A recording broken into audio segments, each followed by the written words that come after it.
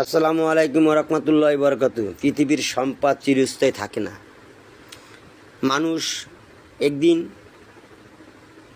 আমি কি ছিলাম, হয়তো একটা জামা কিনতে পারিনি, হয়তো মাকে দিতে পারিনি। আমার মা খুব কষ্ট দুঃখ করে আমাদের লালন পালন করছে। হয়তো আল্লাহ পাক আমাকে এখন এই কেনার তৌফিক দান করছে।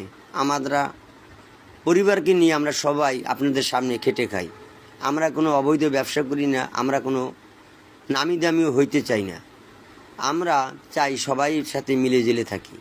তবুও এটা দেওয়ার সময় মানুষ হয়তো কিছু বর্ণনা করবে, কিংবা কিছু মনে মনে তত্ত্ব করবে। বাস্তব কথা ভাই, আমাদের কোনো জমা নাই কিছু।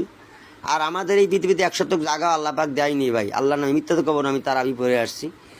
তবে আমি চাই আমার ছেলেপেলেদের জন্য বাজার করছি, আর কিছু অসহায় লোকের জন্য, যারা কিনতে পারবে না তাদের জন্য একটু ভালো কাপড় দেবেন আপনারা।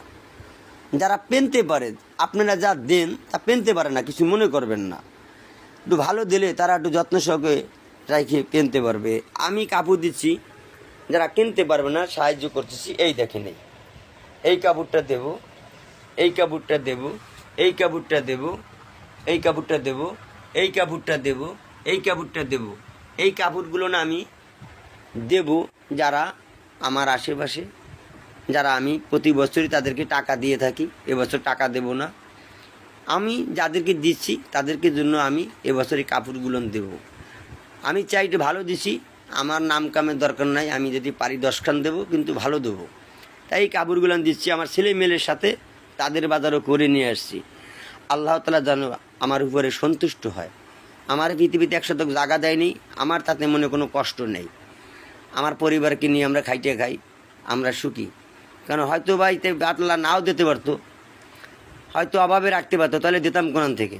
আল্লাহ আমাদের ভালো রাখছে, আপনারা কিছু মনে করবেন না। সবাই ভালো থাকবেন, সবাই আল্লাহ রাসূল দেওয়ার চেষ্টা করেন। খেলে ভালো আছি। আমরা আজকে ঈদের বাজার করছে, সবাই মিলেই গেছে। সবাই ভালো থাকবেন, সন্তুষ্ট। আর যে কিনতে না পারেন তাকে আল্লাহ কেনার তৌফিক দান করুক, আল্লাহ তাকেও সন্তুষ্ট রাখুক। কিছু মনে করবেন না। আসসালামু আলাইকুম।